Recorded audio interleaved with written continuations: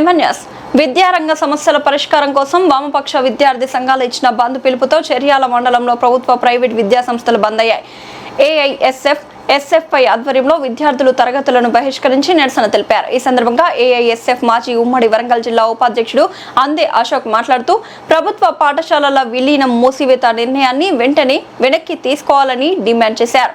అలాగే ఖాళీ ఉపాధ్యాయ పోస్టులను DSC ద్వారా భర్తీ చేయాలని, విద్యార్థులకు యూనిఫారాలు, కిట్లు, ఫీజు రియంబర్స్మెంట్, స్కాలర్షిప్లు వెంటనే విడుదల చేయాలని ప్రభుత్వాన్ని కోరారు.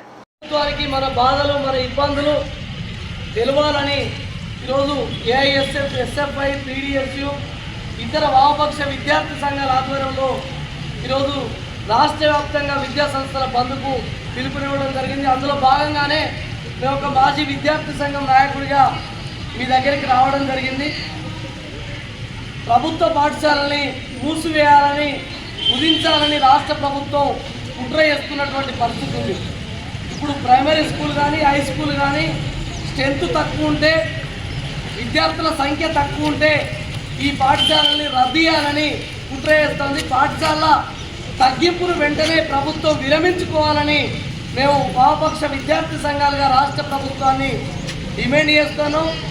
అదేవిధంగా ఖాళీగా ఉన్నటువంటి ఉపాధ్యాయ ఉద్యోగ పోస్టులు, MEO పోస్టులు, స్కూల్ అసిస్టెంట్ పోస్టులు కూడా భర్తీ చేసి మరి విద్యార్థులకు అనుగుణంగా విద్యను అభ్యసించాలని సందర్భంగా రాష్ట్ర ప్రభుత్వాన్ని డిమాండ్ చేస్తా ఉన్నాం. మరి రేషనలైజేషన్ పేరుతోటి ప్రభుత్వ పాఠశాలను తీసేసే ప్రయత్నం చేస్తూ ఉంది.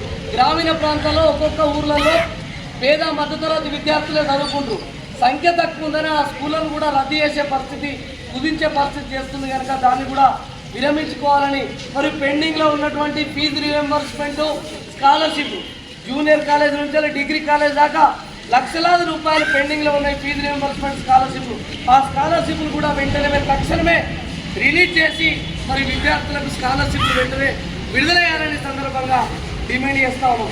ఇంకా మధ్యాహ్న భోజనం, మరి ఉదయం కూడా మన విద్యార్థులకు రాష్ట్ర ప్రభుత్వం ఏమన్నా అంటే టిఫిన్ పెడతా అన్నది. మెనూ పాటించి మనకు పెట్టే పౌష్టిక ఆహారాన్ని పెట్టాలి, మధ్యాహ్న భోజనం పెట్టాలి, టిఫిన్ పెట్టాలి.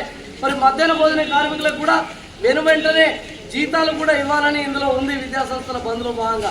ఇంకా అనేక సమస్యలు, 2 జతల దుస్తులు ఇవ్వాలి. ఇంకా 2 జతల దుస్తులతో పాటు ఏ నయా పైసా ఖర్చు లేకుండా విద్యార్థులకు పాఠ్య పుస్తకాలు, నోటు పుస్తకాలు ఇస్తుంది.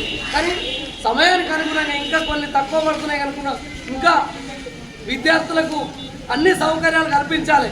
శిథిలావస్థలో ఉన్నటువంటి ప్రభుత్వ బడులను వెంటనే డిస్మెంటల్ చేసి కొత్త భవనాలు కట్టించాలి. అద్దె భవనాల నుంచి కొత్త